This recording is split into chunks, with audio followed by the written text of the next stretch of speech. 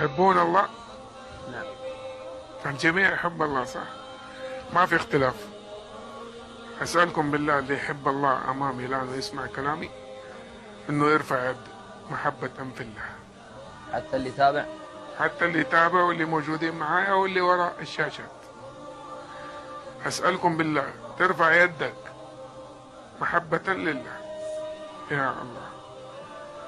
طب رفعتوا كلكم ها؟ جزاكم الله خير. الله نظر إليكم الآن ورأى محبته في قلوبكم قبل أيديكم ما ترفع. طب سمعتم شيء؟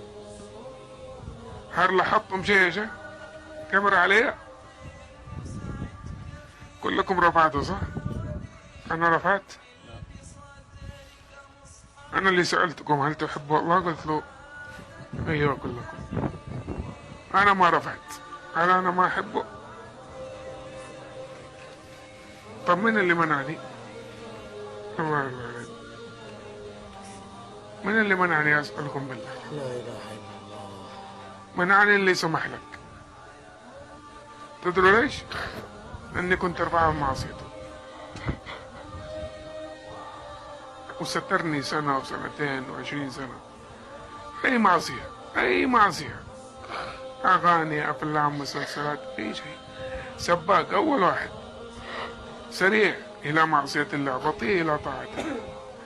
والآن أنت ما زلت تعصي الله وسمح لك أنك ترفعها محبة له. لكن أنا فصلها عني من 21 سنة. تنتظر حتى يمنعك؟ ما زلت تعصي الله، ما زلت تمسك الدخان والمخدرات، ما زلت تسوي العادة السرية، وما زلت تنمصي حواجبك، تعصي، توجبي على نفسك لعنة الله، وما زلت وسمح لكم الآن أنكم ترفعوها محبة لله. بس أنا منعني نفسي أغسل عورتي، لي 21 سنة أغسل عورتي.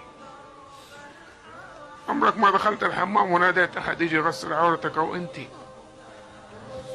أنا إلى الآن 21 سنة يغسل عورتي وأحتاج أي أحد عندي، أي أحد عندي أحتاج يغسل عورتي إذا وسخت جاني.